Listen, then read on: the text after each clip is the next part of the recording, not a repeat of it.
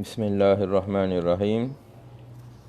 Kita akan sambung sekejap lagi kitab kita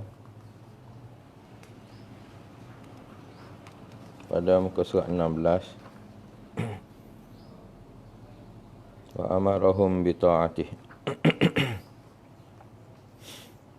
InsyaAllah tepat pada pukul 12 nanti.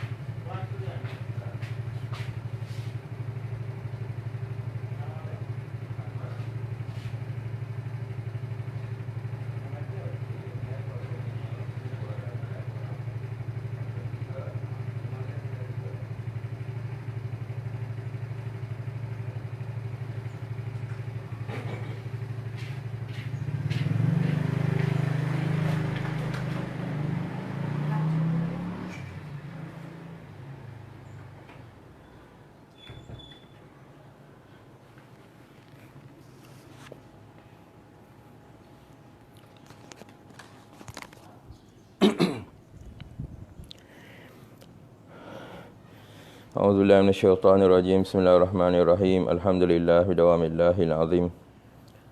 Allahumma salli wa sallim wa barik ala maulana Muhammadin wa ala alihi fi kulli lamhati wa nafasin adada ma wasi'ahu ilmullah.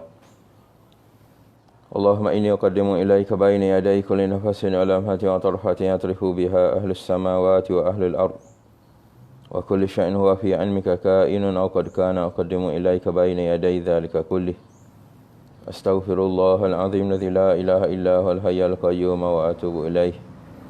Astaghfirullahal azim alladzi la ilaha illa huwal hayyul qayyum wa atubu ilaih. Astaghfirullahal azim alladzi la ilaha illa huwal hayyul qayyum wa atubu ilaih. A'udzu billahi minasyaitonir rajim. Bismillahirrahmanirrahim. Alhamdulillahi rabbil alamin arrahmanir rahim maliki yaumiddin. إياك نعبد وإياك نستعين اهدنا الصراط المستقيم صراط الذين أنعمت عليهم غير المغضوب عليهم ولا الضالين آمين. سبحانك لا علم لنا إلا ما علمتنا إنك أنت العليم الحكيم. رب اشرح لي صدري ويسر لي أمري واحلل عقدة من لساني يفقهوا قولي.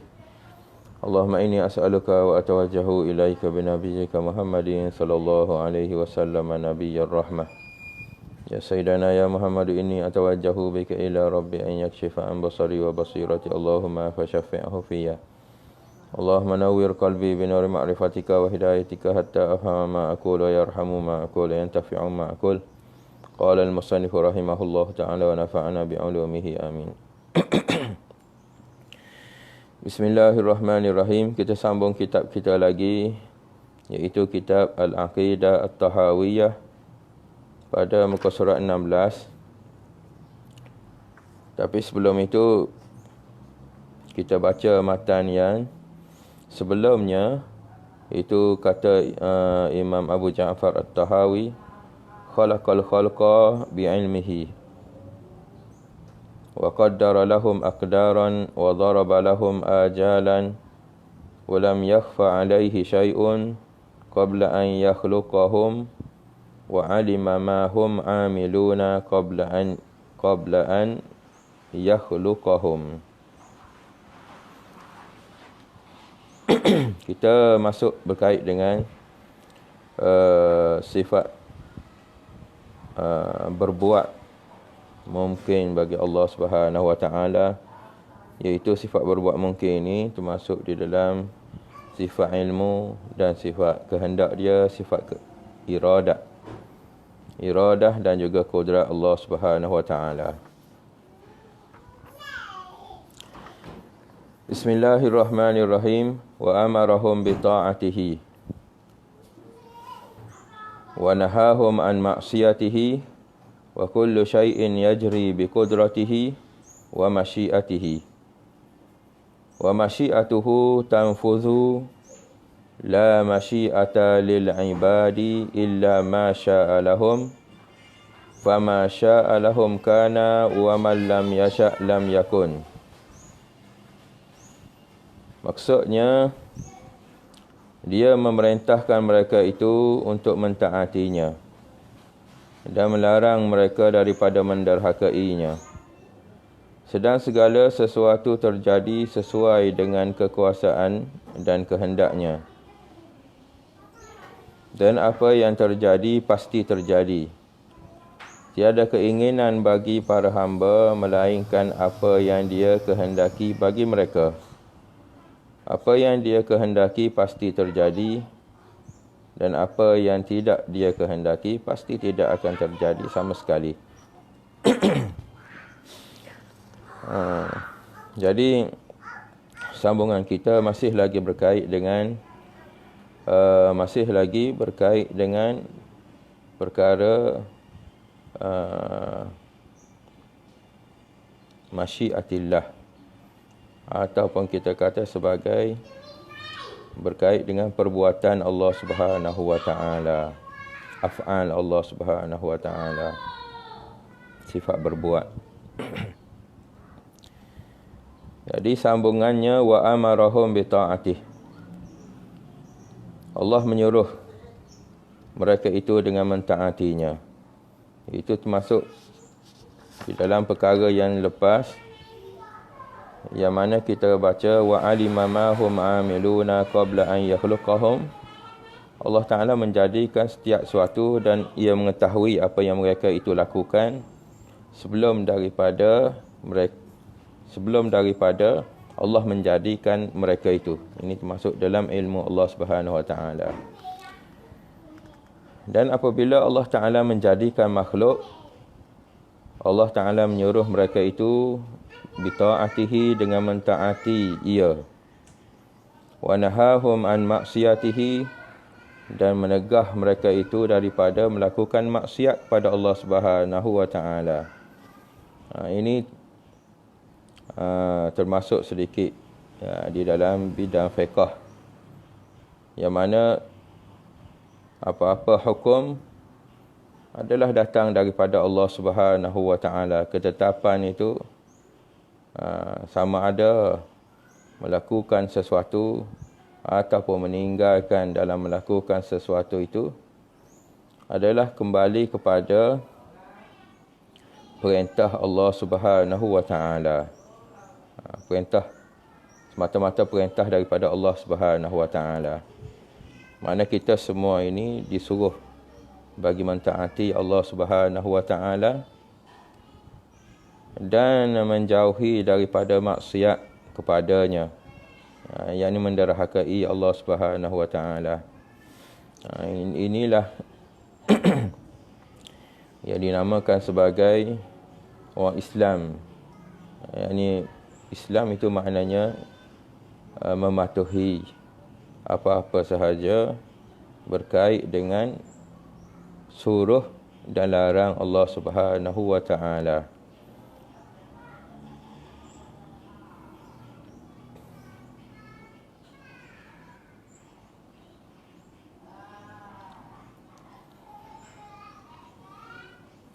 Sebagaimana yang kita tahu,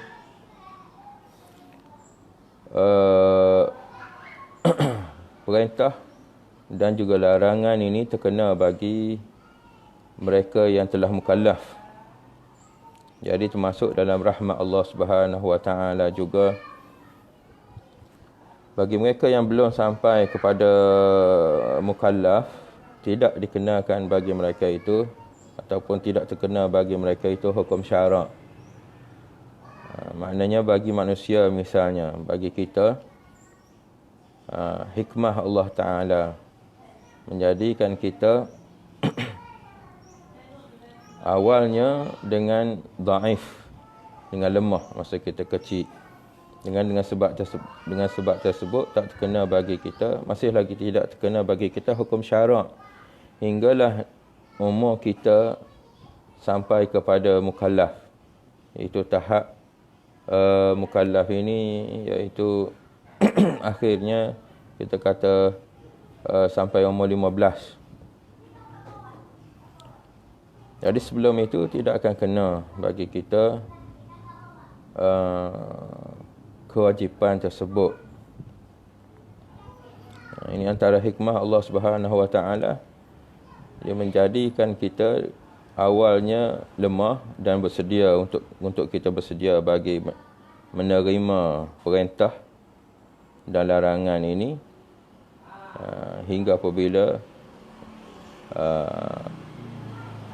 sampai bagi kita umur mukallaf, baru terkena bagi kita hukum syarak. Dan sebagaimana kita tahu syarat mukallaf itu ada beberapa syarat. Ada 4 syarat semua. Yang pertamanya akil. Yang ini berakal, boleh berfikir dengan waras. Yang keduanya iaitu sampai umur, iaitu paling akhir umurnya ialah 15 tahun bagi lelaki dan juga perempuan. Dan juga sampai kepada kita ini wahyu, iaitu agama Islam. Itu syarat yang ketiga. Dan syarat yang keempatnya iaitu dengan sejahtera dua anggota iaitu mata dan juga telinga. Sejahtera. Sekiranya seorang itu berakal, tetapi tak sampai baginya umur, masih lagi bukan di dalam umur mukallaf, jadi tidak lagi dia diberati oleh syarak. Begitu juga sekiranya dia dah sampai umur dan juga dah berakal, tetapi tidak sampai kepadanya seruan Rasul, agama tidak sampai kepada dia, maka tidak dikatakan sebagai orang ini orang yang mukallaf juga. Begitu juga walaupun dah sampai kepadanya seruan Rasul, tetapi mata dan telinganya tidak selamat, maknanya cacat kedua-duanya dalam satu masa, itu tidak dinamakan dia sebagai mukallaf juga. Sebab orang yang cacat mata dan juga telinga ini, dia tidak dapat nak lakukan syarak, tak boleh. Nak belajar tak boleh, nak menerima arahan tak boleh. Kita nak larang dia tak boleh. Semuanya itu berdasarkan kepada 4 syarat itu, jadilah seorang itu mukallaf. Dan apabila didapati semua syarat-syarat tersebut, jadilah dia seorang yang terkena baginya hukum syarak, dan wajib bagi mereka itu taat segala perintah Allah Ta'ala dan tinggalkan segala apa yang dia larang. Inilah yang dinamakan sebagai Muslim. Ini iaitu orang yang menyerahkan diri dia kepada Allah Subhanahu Wa Ta'ala. Wa kullu syai'in yajri bi qudratihi wa masyiatihi. Dan setiap sesuatu itu berlaku mengikut bagi kudrat dia. Apa yang Allah Ta'ala nak jadikan dan tentukan. Wa masyiatihi, dan kehendak dia. Berdasarkan kepada apa yang dia nak buat, dia buat setiap sesuatu itu dalam i'tiqad kita. Mengikut bagi Imam Tahawi, kita kena i'tiqad setiap sesuatu itu terjadi dengan kekuasaan dia dan juga dengan kehendak dia. Tak ada sesuatu pun yang terjadi tanpa ada kehendak Tuhan dan tanpa ada Tuhan buat perkara tersebut. Ini kita kena pegang. Sama ada perkara itu elok ke ataupun tidak elok. Ada pertanyaan berkait dengan perkara yang Allah Ta'ala buat, perkara yang elok dan juga perkara yang tidak elok ini. Bagi kita ada yang ada nafsu ini, jadi kita akan tengok suatu benda itu apabila suatu benda itu belaga dengan nafsu kita, nafsu kita suka, kita kata benda itu elok. Apabila perkara tersebut tidak belaga dengan nafsu kita, kita kata perkara itu perkara yang tidak elok. Itu yang kita kata. Tapi bagi Allah Subhanahu Wa Taala, sama ada buruk ke qadar dia, ataupun baik ke ataupun buruk qadar dia, itu adalah nisbah bagi kita sebenarnya. Bagi Allah Ta'ala tak ada istilah baik dan juga buruk. Bagi Allah Subhanahu Wa Ta'ala tak ada istilah bagi baik dan juga buruk.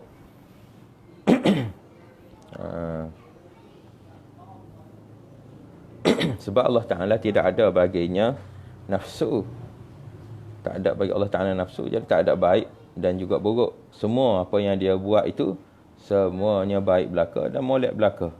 Ini bagi hak Allah Subhanahu Wa Taala. Tapi apabila terkena bagi kita takdir yang suka nafsu kita, itu kita kata baik. Apabila kita kata takdir tersebut yang tidak suka nafsu kita, kita kata perkara itu perkara yang buruk. Itu saja yang kita kena faham. Jadi di sisi Allah Subhanahu Wa Taala semuanya elok. Tapi di sisi kita lah, mengikut bagi nafsu kita, yang ada yang baik dan ada yang buruknya.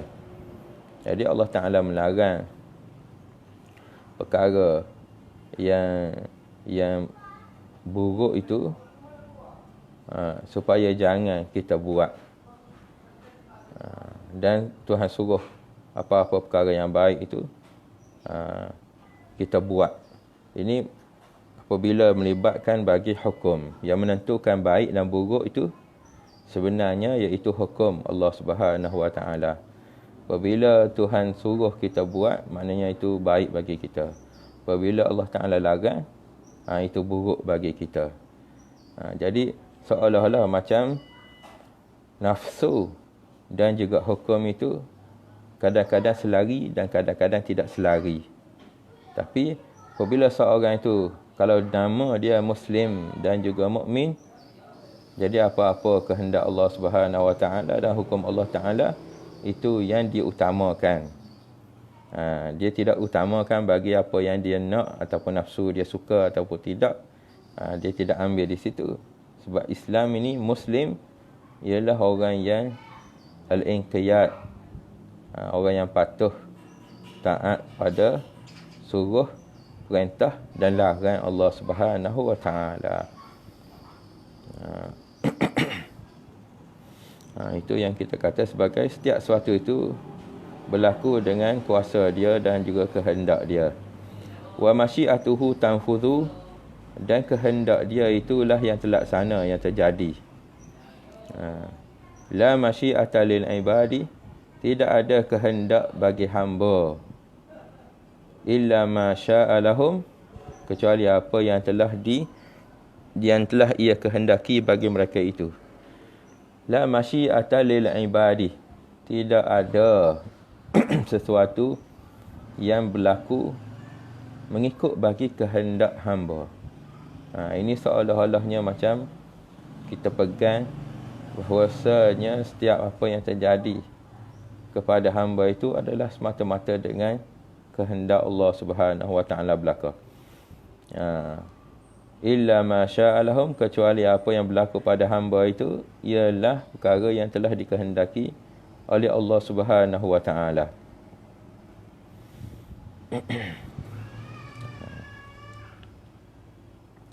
Ini ialah pegangan akidah kita, pegangan dalam hati kita. Gini kita pegang. Setiap sesuatu itu berlaku dengan kehendak dan perintah Allah Ta'ala, bukan dengan kehendak kita. Ini akidah. Bukannya dia suruh kita bercakap ni. Nanti kita bercakap, orang tanya kita, bagaimana kamu boleh sembuh daripada sakit? Kita kata Allah Ta'ala. Allah Ta'ala. siapa yang buat rumah kamu? Allah Ta'ala. Ini bukan untuk kita bercakap perkara ini. Ini ialah akidah, pegangan dalam hati kita. Begitu. Tapi luar sekiranya orang tanya siapa yang buat rumah kamu, kita kena cakap tukang namanya sekian yang buat rumah. Ini mengikut bagi syarak. Sebab kalau kita sandarkan semua kepada Allah Ta'ala, jadi tak ada syarak lah. Sebab Allah Ta'ala tak terkena baginya, tak terkena bagi Allah Ta'ala itu syarak. Hukum tak terkena. Yang terkena bagi syarak itu kita. Sebab tu kita tidak bercakap, tidak buat keluar perkara i'tiqad luar daripada hati kita. Sebab i'tiqad ini kita pegang dia. Orang tanya macam mana kamu boleh sembuh daripada penyakit? Kata aku berubat di sini dengan doktor ni, ataupun makan ubat bagian. Itu dia panggil syarak. Apabila kita sebut berkait dengan syarak, terkena bagi kita hukum-hukum syarak yang 5 tu. Ada terkena bahagian wajib. Wajib ini hukum syarak, kalau kita buat dapat pahala, tinggal dia berdosa. Ada terkena baginya hukum sunat. Kita buat dia dapat pahala, kita tinggal dia tidak jadi dosa. Ada harus kita buat ke tidak buat ke, itu sama. Tidak kena dosa dan tak ada baginya pahala. Ataupun makruh. Makruh, kalau kita tinggal dia dapat pahala, kalau kita buat tidaklah sampai jadi dosa. Dan haram, yang wajib bagi kita, kalau kita buat berdosa.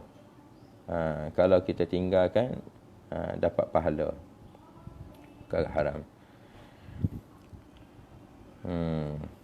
Jadi terkena bagi kita syarak apabila berkait dengan hukum luar. Yang dalam tu memang kita pegang semuanya. Suatu itu berlaku kerana kehendak Allah Ta'ala, apa yang Allah Ta'ala buat. Begitu. Itu sifat orang Islam, berserah pada Allah Subhanahu Wa Ta'ala. Dan juga dalam masa yang sama usaha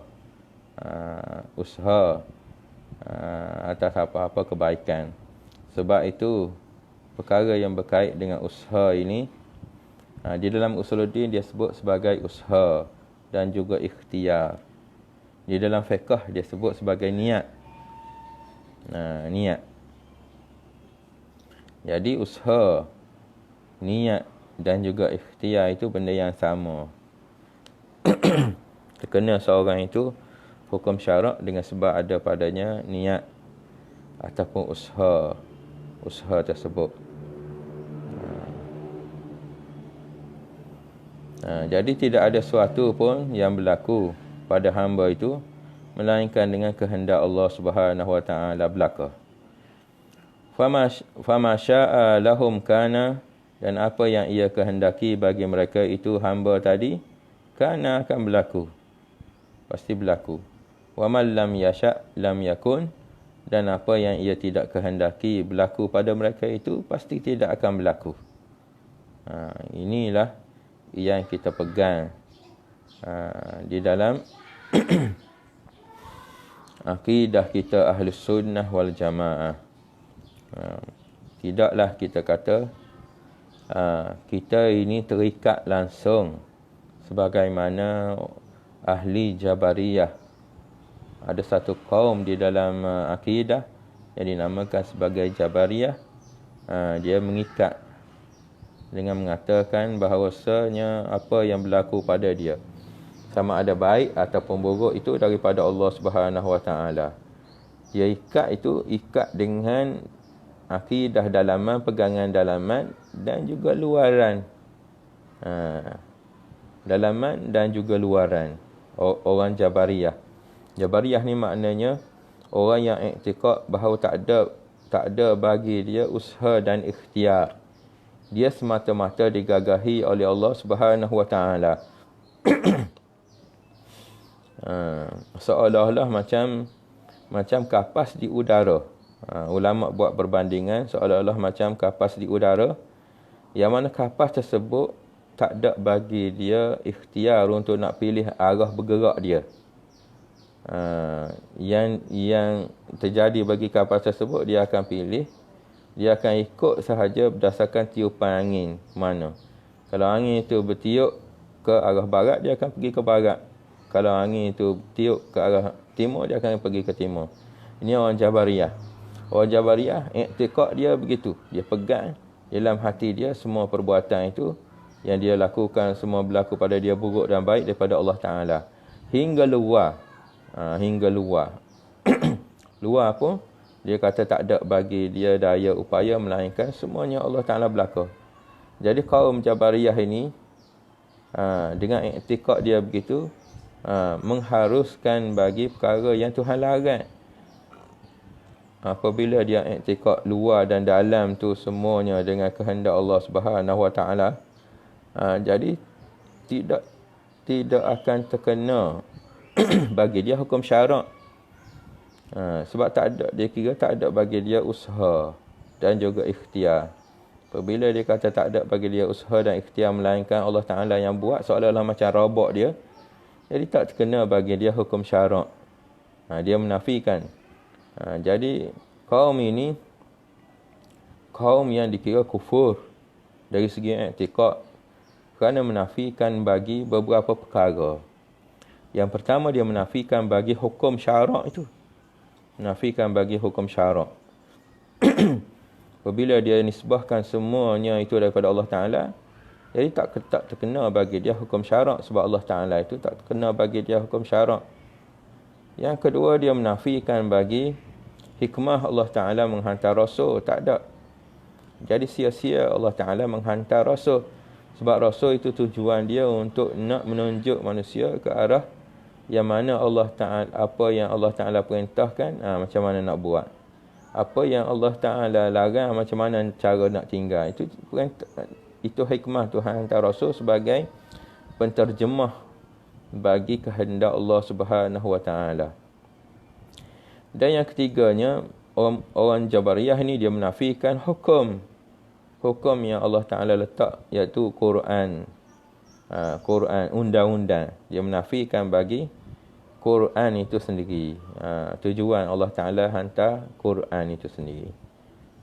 Jadi, walaupun i'tiqad mereka ini kufur,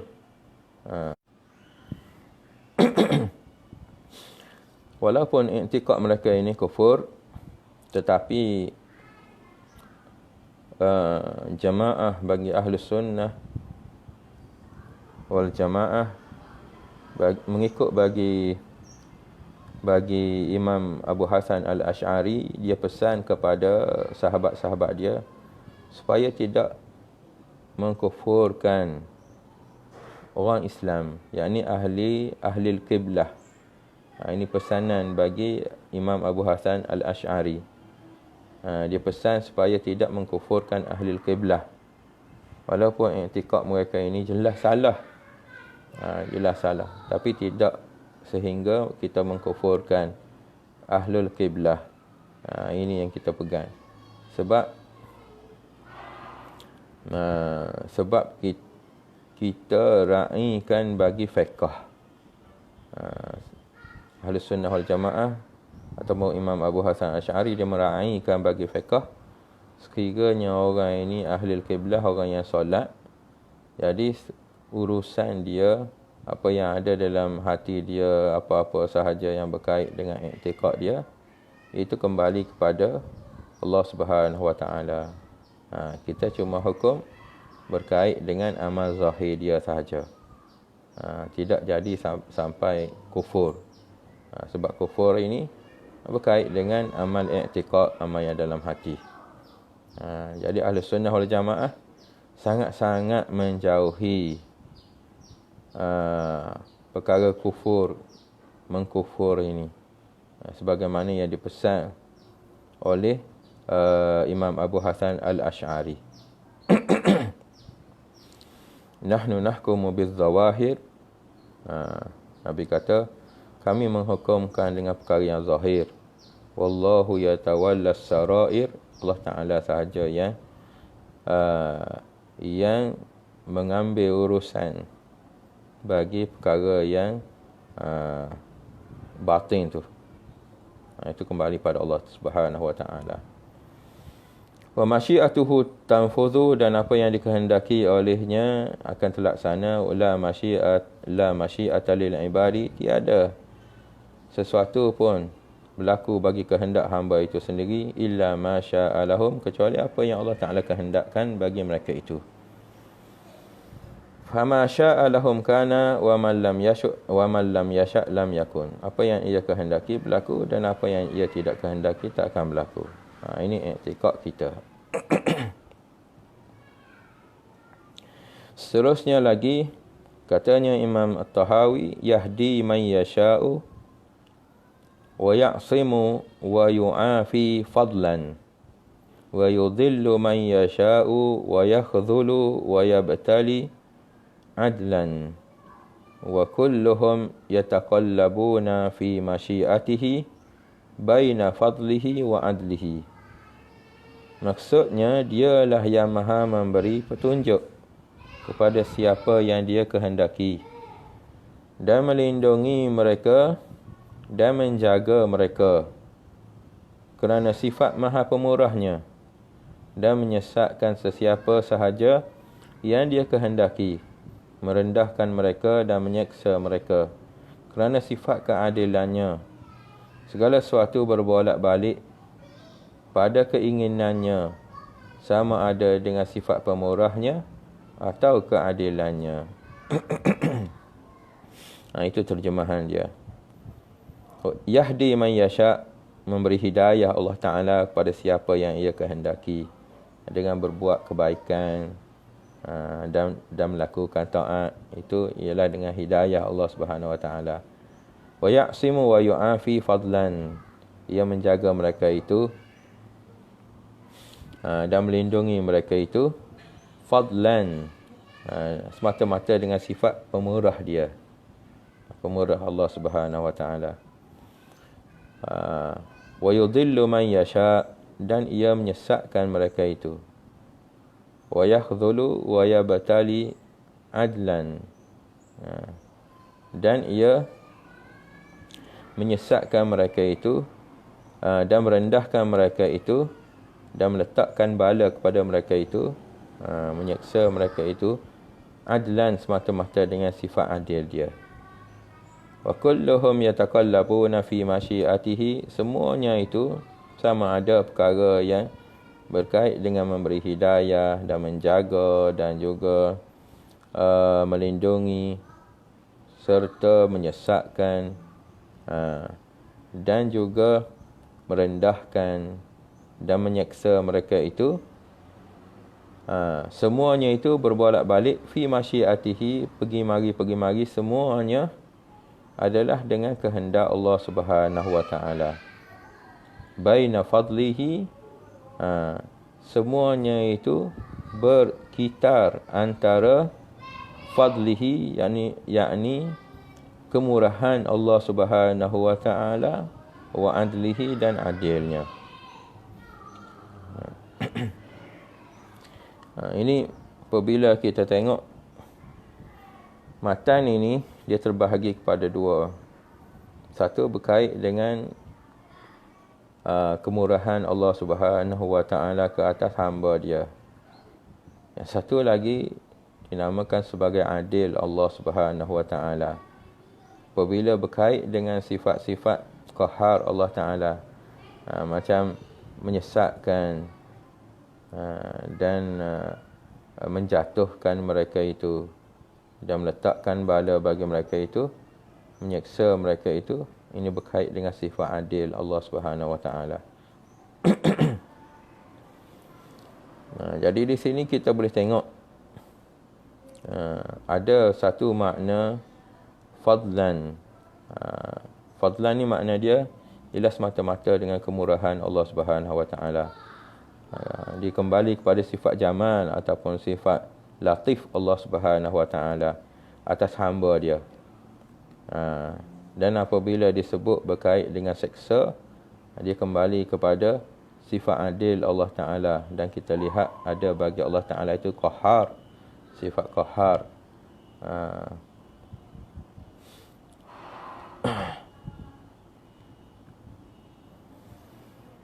Apa makna adil? Adil itu makna dia meletakkan sesuatu pada tempat dia. Meletakkan sesuatu pada tempat dia. Lawan dianya ialah zalim. Apabila seorang itu meletakkan sesuatu tanpa mengikut bagi maudhu' dia, tempat dia. Meletakkan sesuatu bukan pada tempat dia. Zalim. Tidak terkena bagi Allah Ta'ala itu sifat zalim, tak ada. Sebab apa? Sebab awal lagi kita dah kata bahawasanya semua itu Tuhan yang jadi dan semua itu bagi mengikut kehendak dia. Zalim ini apabila kita tidak letak sesuatu bagi tempat dia, iaitu makna macam mana? Iaitu ada sesuatu yang meletakkan hukum, bagian boleh, bagian tidak boleh. Dan apabila kita lari daripada hukum tersebut, tempat yang tidak boleh kita langgar, tempat yang boleh, tempat yang tak boleh kita langgar, tempat yang boleh kita tinggal. Itu makna zalim. Adakah bagi Allah Ta'ala siapa yang meletakkan hukum bagi dia? Tak ada. Sebab itu tak ada bagi Allah Ta'ala itu sifat zalim. Sebab dia yang buat daripada awal makhluk dan dia menentukan segala-galanya. Jadi apa-apa yang Allah Ta'ala buat pada makhluk itu tidak dinamakan sebagai zalim. Bahkan dinamakan fadlan, kelebihan pemurah dia. Dan kalau dia menyeksa bagi hamba dia, dia letakkan sebagai adil. Dinamakan dia sebagai adil. Tidak diletakkan sebagai zalim. Kerana tak ada bagi Allah Ta'ala itu siapa yang mengerasi bagi dia dan meletakkan hukum bagi dia. Tak ada. Ini umpama macam mana kita kata? Umpama yang apabila kita buat misalnya, apabila seorang itu dia bela ayam misalnya. Ayam satu reban. Kita katakan ada 100 ekor ayam. Satu reban tu ada 100 ekor ayam. Tuan punya ayam ini daripada kecil lagi, ayam tadi dia bela elok-elok semua dan dia jaga elok-elok dan dia buat sesuatu yang nak memastikan ayam tersebut membesar dengan baik. Hingga besar ayam tersebut, apabila besar elok semua, setengah daripadanya, orang yang bela ayam tadi, setengah daripada ayam dia, kata 50 ekor daripada ayam tersebut dia jual. Ini nak menunjukkan dia, kita nak bandingkan berkait dengan sifat tuan ni, sifat ketuanan. Dan 50 ekor dia jual, tinggal lagi 50 ekor. Kita katakan separuh daripada ayam tersebut dia sembelih, dia makan. Dan separuh lagi dia buat bakar untuk nak dapatkan telur dan nak dapatkan ayam benih baru. Jadi apabila kita tengok, orang ni dia bela ayam, jaga elok-elok semua, tiba-tiba sampai masa dia jual. Ada yang dia buat bakar, dia biarkan untuk nak dapatkan bakar telur. Dan ada setengahnya dia sembelih. Kita kata, zalim sungguh. Apabila tengok sampai bab sembelih, kita kata zalim orang ini. Bela elok-elok ayam dia, tiba-tiba dia sembelih. Jadi boleh tak kita kata kepada tuan ayam tadi, dia zalim atas sebab dia sembelih ayam tersebut untuk dia makan? Ini nisbah bagi makhluk. Tak boleh. Sebab apa tak boleh? Sebab itu ayam dia. Sebab itu ayam dia. Dia perintah atas ayam dia. Melainkan kalau dia ambil, curi ayam orang lain, itu baru zalim. Kalau itu ayam dia, dia berhak perintah, dia nak buat apa atas ayam dia, itu kehendak bagi dia. Ikut dia lah. Sebab itu hak dia, milik dia. Tak boleh kita nak kata zalim. Daripada kecil bela elok jaga, tiba-tiba sembelih. Tak boleh. Begitulah juga Allah Subhanahu Wa Taala. Kita nak kata Allah Taala zalim, tak boleh. Sebab apa? Sebab itu hak dia. Hak dia segala-galanya atas dia belaka. Kita hamba dia. Tak boleh kita nak kata dia zalim, tak boleh. Sebab zalim itu maknanya seolah-olah langgar bagi hudud, bagi batasan yang telah dibataskan. Jadi Allah Taala tak ada bagi dia batasan. Yang ada batasannya kita. Tak boleh buat perkara yang Tuhan larang itu. Apabila buat perkara yang Tuhan larang, itu yang kita tu dinamakan sebagai zalim tu. Bagi Allah Ta'ala tak ada istilah zalim. Semuanya apabila berkait dengan perkara yang nafsu kita tidak suka itu, macam terkena seksa, terkena maksiat, terkena apa-apa, itu semuanya atas adil Allah Ta'ala. Kita sebut atas adil Allah Ta'ala, tidak sebut sebagai zalim. Apabila berlaku sesuatu yang nafsu kita tidak suka, macam terkena bagi kita perintah berkurung misalnya. Tak ada orang suka duduk dalam rumah senantiasa, kemudian tak boleh nak keluar, tak boleh nak pergi main, tak boleh nak sosial, tak boleh. Itu dengan sebab nafsu kita tidak suka, kita kata seolah-olah macam perkara itu bagi kita zalim lah. Dilarang buat ni, seolah-olah macam zalim. Tapi bagi Allah Ta'ala, adakah Allah Ta'ala itu kita nisbahkan kepada dia zalim? Sedangkan tak ada bagi dia orang yang nak menghakkan bagi Allah Ta'ala, tak ada. Tak ada hak bagi Allah Subhanahu Wa Ta'ala. Sedangkan dia yang buat suatu, dia yang merintah suatu. Itu yang disebabkan itulah tak ada bagi Allah Ta'ala sifat zalim. Cuma apabila terkena bagi kita suatu benda yang kita tak suka ini, tersebut sebagai Allah Ta'ala itu adil. Dengan apa yang dia perintahkan bagi kita. Hingga menyeksakan kita. Kalau ditakdirkan kita kena seksa dengan sebab kita langgar perintah Allah Ta'ala pun, itu adil Allah Subhanahu Wa Ta'ala. Tak boleh nak salahkan Tuhan, tak boleh. Dengan sebab apa yang Allah Ta'ala awal-awal lagi Tuhan dah bagi dah, yang ni boleh buat, yang ni tak boleh buat, yang ni tak boleh buat, yang ni tak boleh buat. Dengan sebab ada perintah itulah, apabila kita langgar, yang salahnya ialah kita, bukannya yang salah itu zalim Allah Ta'ala. Tidak. Tak boleh nak kata zalim. Semata-mata semuanya itu dengan adil Allah Subhanahu Wa Ta'ala. Harap-harap boleh fahamlah.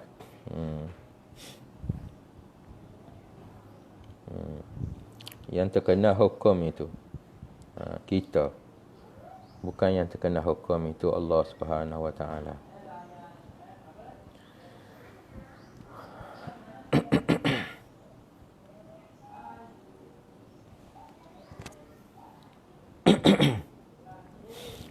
Kita akan jawab, cuba jawab untuk soalan nanti.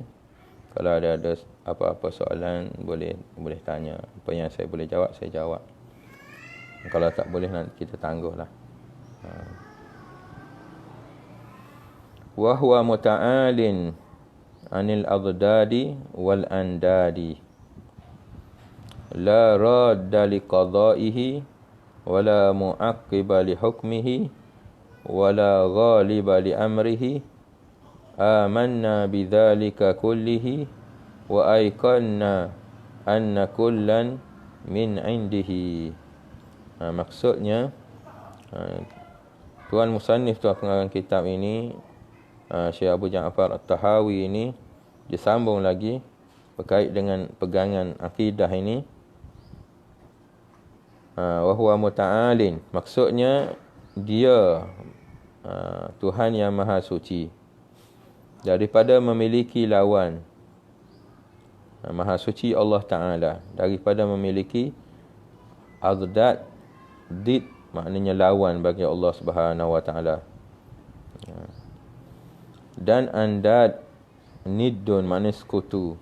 Sekutu ni maknanya yang berlawan dan juga yang bersekutu. Tak ada bagi Allah Subhanahu wa taala. La rada liqada'ihi, tiada ada yang dapat membangkang, menolak ketentuannya, sebagaimana tiada siapa yang boleh menolak keputusannya. Dan tiada yang dapat mengalahkan ketentuan urusannya. Amanna bidzalika kullihi, kami percaya kepada semua hal yang tersebut dan meyakini bahawa segala sesuatu adalah daripadanya. Wa huwa muta'alin, ia iaitu Allah Subhanahu wa taala muta'alin, maha suci ia, maha tinggi, maha suci. Anil adad, maknanya tidak ada suatu pun yang lawan dengan Allah Subhanahu wa taala. Yang berlawanan dengan Allah Subhanahu wa taala. Berlawanan ni kita istilahkan suatu yang sama taraf dengan Allah Subhanahu wa taala. Wal andadi, dan juga yang sekutu bersama dengan Allah taala dalam melakukan sesuatu. Andad maknanya yang berlawanan dalam melakukan sesuatu urusan, dia berlawanan, tak ada. Andad, niddun ini ialah sekutu, yang kita panggil sebagai rakan kongsi. Tak ada bagi Allah Ta'ala lawan dia, dan yang bersekutu dengan Allah Ta'ala, yang muafakat dengan Allah Ta'ala pun tak ada. Maha suci Allah Subhanahu wa Ta'ala daripada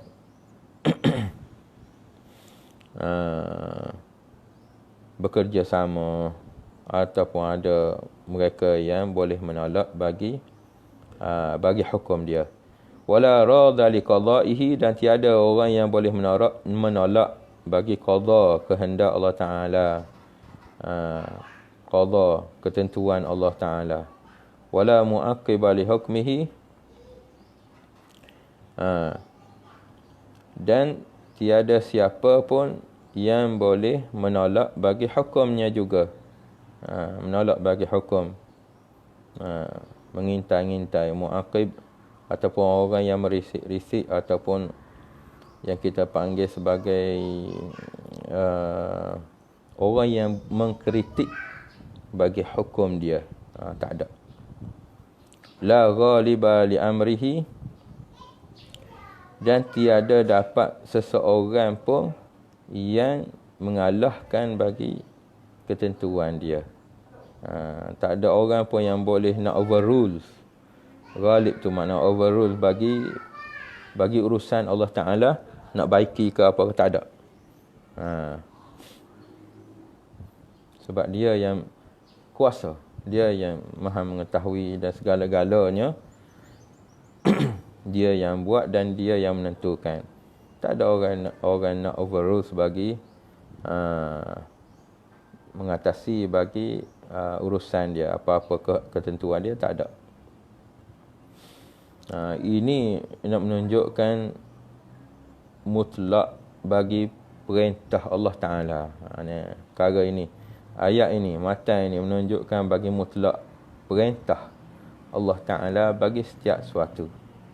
Dia yang menentukan, dia yang menjadikan, dia segala-galanya dia. Tak ada baginya syarik, rakan kongsi, tak ada. Begitu juga nak lawan dia pun tak ada. Itu yang kita panggil sebagai mutlak pemerintahan, dia panggil. Amanna bidzalika, kami beriman dengan demikian itu semuanya, tak ada lawan dan tak ada bagi Allah Ta'ala itu sekutu. Kullihi, semuanya kami beriman. Semata-mata mutlak kehendak dia dan kuasa dia ialah kembali pada Allah Ta'ala atas hamba tu. Wa aiqanna, dan yakin kami, anna kullam min indihi, setiap sesuatu yang berlaku pada makhluk ini datangnya daripada Allah Ta'ala, datang daripada ilmu dia, datang daripada kehendak dia, dan datang daripada kudrat dia. Tak ada sesuatu pun yang dibuat oleh manusia itu sendirinya. Tak ada. Semuanya tu daripada Allah Ta'ala. Ini kalau kita tengok, seolah-olah macam dia berhujah di atas kalau kita tengok ada satu kaum yang nama dia kaum Qadariyah pula. Tadi menolak bagi kaum Jabariyah. Ini perkataan ini boleh menjadikan dalil bagi menolak fahaman kaum Qadariyah. Yang mana orang Qadariyah ini, dia mengatakan Allah Ta'ala buat mereka itu makhluk ini dan letakkan bagi makhluk ini kuasa. Apabila Allah Ta'ala dah siap letakkan kuasa bagi makhluk, Allah Ta'ala tidak campur tangan lagi. Jadi apabila perkara yang berlaku sama ada baik atau buruk, ialah semata-mata daripada makhluk, bukan daripada Allah Subhanahu Wa Ta'ala. Yang baik daripada dia, daripada makhluk sendiri, buruk pun daripada makhluk sendiri. Ini Qadariyah ini orang yang berpegang dengan tahsinul aqli wa takbihuhu, iaitu mereka apabila perkara itu elok pada pemikiran dia, akal dia elok, eloklah. Suatu yang buruk pada akal, dia hukumkan sebagai buruk. Jadi apabila dia fikir bahawasanya tidak layak bagi Allah Subhanahu Wa Ta'ala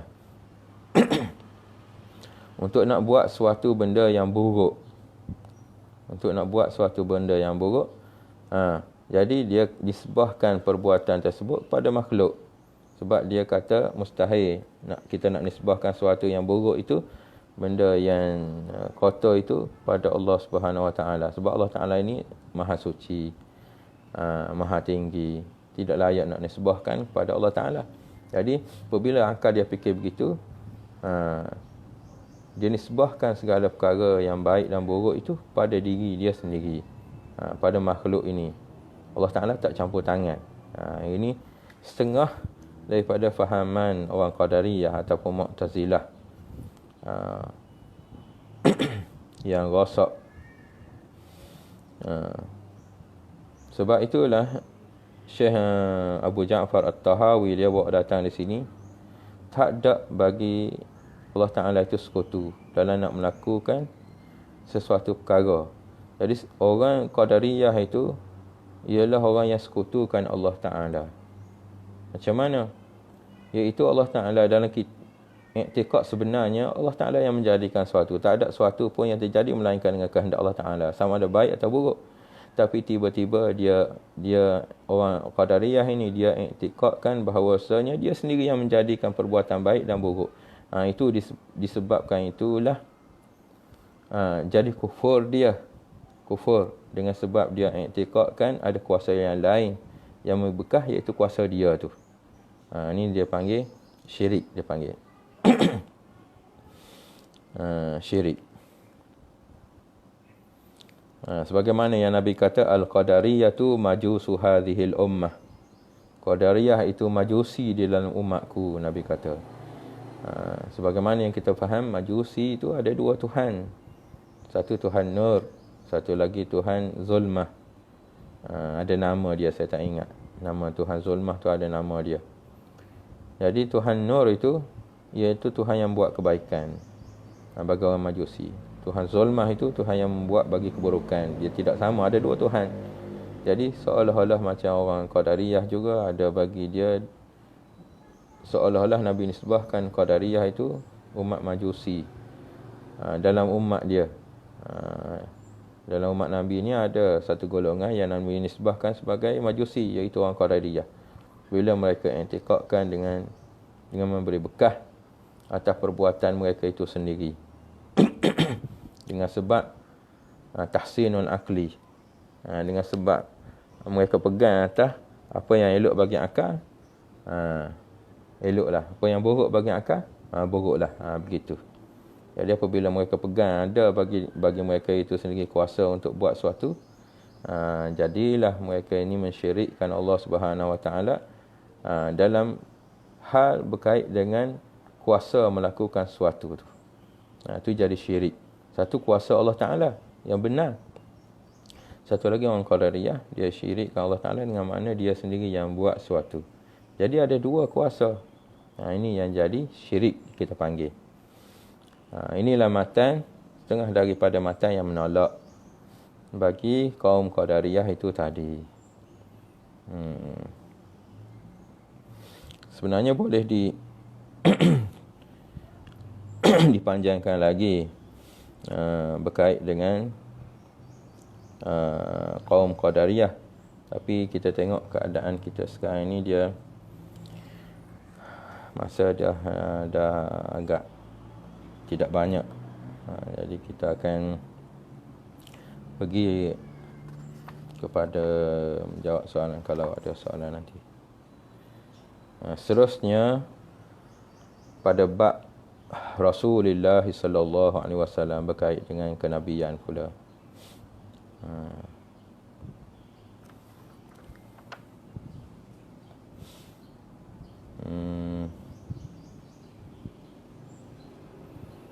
Daripada Ahmad Nazri. Assalamualaikum. Adakah memadai seorang Muslim dengan belajar kitab Aqidah At-Tahawiyah ini dan beriman dengannya tanpa mempelajari dalil akli dan juga dalil nakli?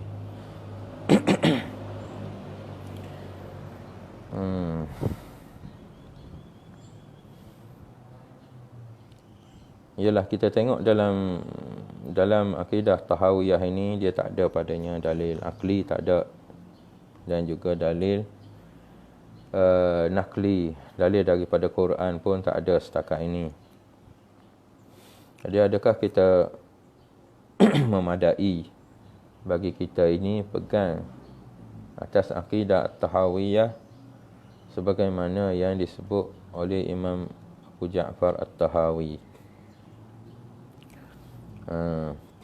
Sebagaimana awal-awal yang kita kata dahulu, pegangan orang dahulu-dahulu ialah pegangan yang telah dirumuskan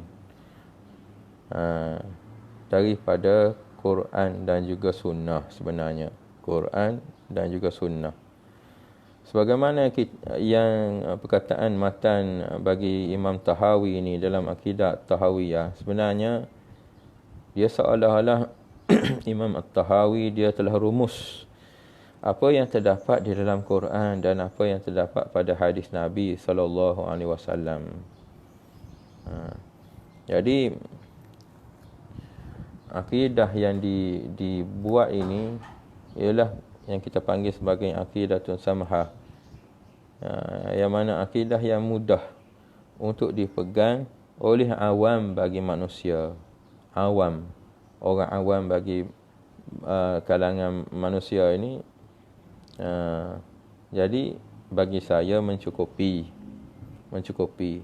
Sebab bukan dengan makna Imam Tahawi ini dia meninggalkan langsung dalil Quran ataupun hadis ataupun akal. Tak. Bahkan dia dah rumuskan elok-elok semuanya. Cuma dia buat keluar. Kalau kita bagi orang yang belajar dalil akli dan juga dalil nakli ni, seolah-olah dia kenal berkait dengan berkait dengan gula, berkait dengan garam, berkait dengan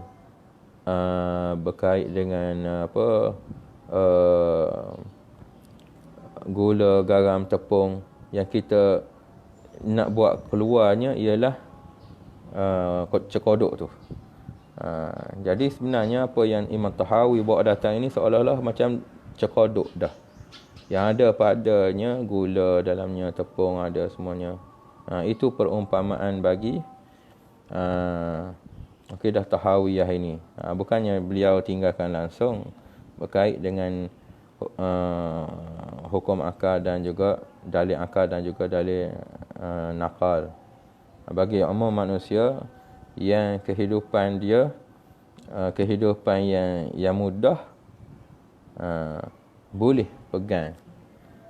Tapi kalau kehidupan dia kehidupan yang mencabar, duduk dalam keadaan senantiasa masalah akidah ni berbangkit, tu perlu kepada mendalami dalil akal dan juga dalil nakal.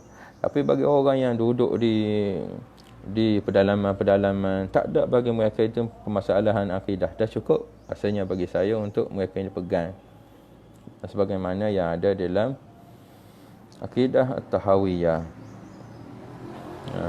Sebab bukannya, saya katakan sekali lagi, bukannya tak ada dalil akal dan juga dalil nakal dalam akidah ini, cuma dia dah blend perkara tersebut, jadi dah jadi cekodok untuk makan saja. Bagi orang yang kehidupan yang mudah, boleh pegang benda ini hingga sampai dia mati. Tetapi bagi keadaan kita yang banyak pancaroba ini berkait dengan akidah, itu tak padan bagi kita untuk pegang akidah tahawiyah sebagaimana yang ada dalam ini. Bahkan kena cari dalil untuk nak menguatkan bagi kita atas pegangan kita itu, sama ada dalil akal ataupun dalil nakal. Allahu a'lam.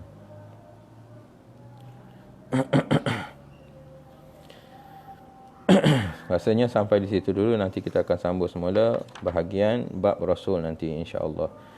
Aku qauli hadza wa astaghfirullah li wa lakum. Assalamualaikum warahmatullahi taala wabarakatuh. A'udzu billahi minasyaitonir rajim. Bismillahirrahmanirrahim. Alhamdulillahirabbil alamin. Allahumma shalli wa sallim wa barik ala nabiyyina. Allahumma ij'alna minal ulama'i asy-syakirin was-shalihin was-sabirin. Allahumma inna nas'aluka ta'jil afiyatika wa sabran ala baliyatika wa rajaa. Rabbana atina fid dunya hasanatan wa fil akhirati. Wa sallallahu wa sallama wa baraka ala nabiyyina. Rabbika rabbil izzati amma yasifun. Qabbalallahu minkum minna minkum taqabbal ya karim. Assalamualaikum warahmatullahi wabarakatuh.